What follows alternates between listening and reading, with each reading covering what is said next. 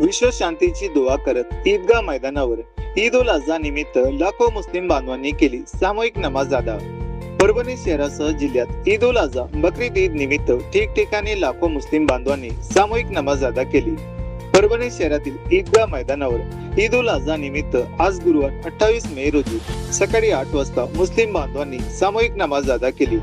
यावेळी लाखो बांधव उपस्थित होते। मौलाना झहीर अब्बास यांनी ईद उल अझाची सामूहिक नमाज पठण केली। यावेळी सर्व विश्वातील नागरिकांसाठी शांतता, अमन, सलोखा, भाईचारा आणि बरकतीसाठी दुआ मागण्यात आली।